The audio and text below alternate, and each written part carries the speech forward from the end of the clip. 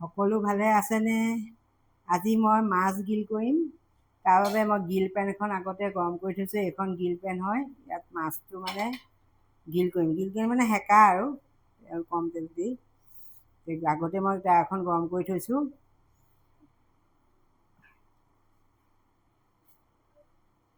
এয়া চাওক, মাছটো মই মেৰিনেট কৰি থৈছোঁ। ইয়াত নহৰু, আদা, জলকীয়া, কেঁচা জলকীয়া আছে। আপুনি জলকীয়া গুড়ি খালে জলকীয়া গুড়ি দিব পাৰে।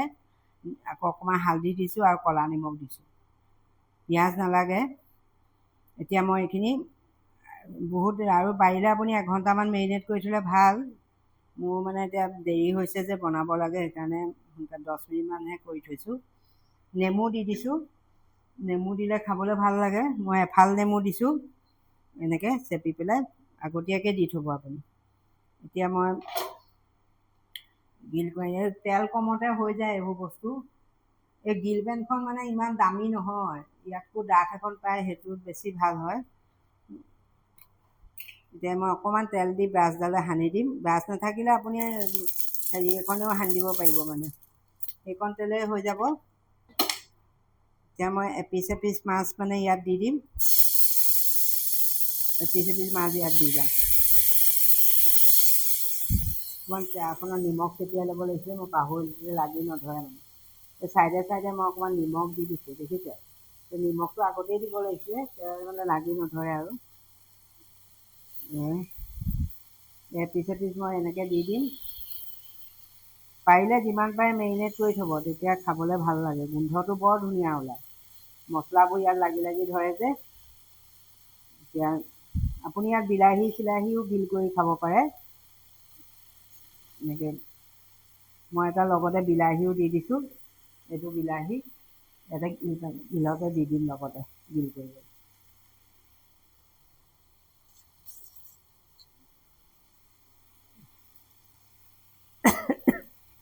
এয়া মই বিলাহীটো ডাঙৰ ডাঙৰকৈ কাটি লৈছোঁ। বিলাহীটো ডাঙৰ ডাঙৰকৈ কাটি লৈছোঁ, গোল গোলকৈ। পিঁয়াজো দিব পাৰে। এই ছাইডত দি থওঁ, নিজে নিজে গ্ৰিল হৈ যাব। বিলাহী নিমখ চিমখ দিয়া নাই আৰু। এতিয়া মই এই ঢাকনখন যে, এতিয়া ঢাকনখন মাৰি দিম। মাজে মাজে লুটিয়াই থাকিম। এই ঢাকনখন মাৰি দিম। গোন্ধটো খুব ধুনীয়া ওলায় মানে গ্ৰিল কৰিলে মাছত। এখন গ্ৰিল পেন এখন মানে আপুনি বিশালতো পাব, কিনি ল'ব পাৰে। মাংসও গ্ৰিল কৰিব পাৰি।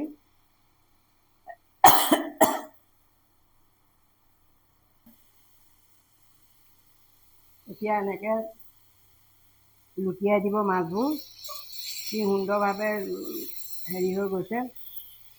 অকণমান নিমখ দি দিব মানে, তেতিয়া লাগি নধৰে আৰু পেনখনত।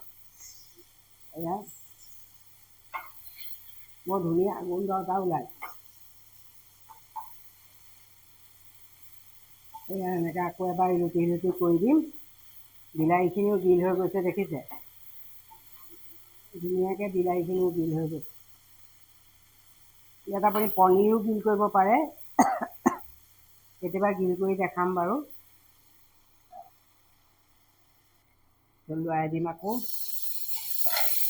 যিমান মেৰিনেট কৰি থ'ব আপুনি, সিমানেই ভাল, মানে সোনকালেও সিজি যাব। আৰু মোৰ আজি লৰালৰি হ'ল, বেছি দেৰি কৰিব নোৱাৰে। আপুনি প্ৰায় আধা ঘণ্টা, কমেও আধা ঘণ্টা সময় মেৰিনেট কৰি থৈ দিব দেই। তেতিয়া বস্তু খাবলৈ আপুনি ভাঙন মাছো দিব পাৰে। অকল ডাঙৰ মাছে যে কৰিব লাগিব সেইটো কথা নহয়। মই আজি বাহু মাছ লৈছোঁ। বাহু মাছ যে কম তেলতে হৈ যায়, বেছি তেল নালাগে। আজিকালি মানুহৰ যি কলেষ্ট্ৰল হৈছে, তেল কমাই নাখালে বিপদেই, মানে হাৰ্টৰ প্ৰব্লেম, কিডনী প্ৰব্লেম। এইখিনি হৈ থওক, আৰু অকণমান দেৰি থাকিলে হৈ যাব। আৰু ধুনীয়াকৈ সিজি গৈছে মাছটো। আকৌ অকণ ঢাকন মাৰি দিম।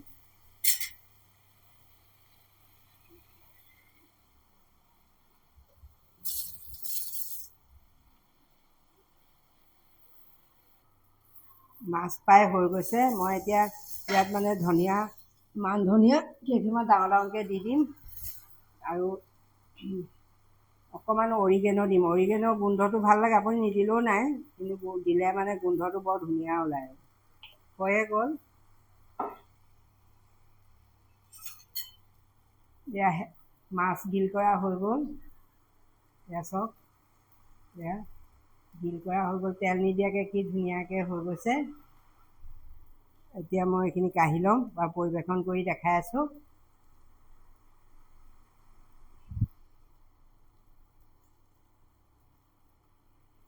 এয়া মাছ গিল কৰা হৈ গ'ল। খুব স্বাস্থ্যসন্মত হয় এনেকৈ খালে, তেলো নালাগে আৰু মছলাটো মানে তাৰ ভিতৰত সোমাই যায় যে খুব টেষ্ট লাগে খাবলৈ। এনেকৈ কেতিয়াবা খাই চাবচোন যদি খোৱা নাই। এয়া আজিলৈ আহোঁ দেই, বাই বাই। সকলো ভালে থাকক, সুস্বাস্থ্য থাকক।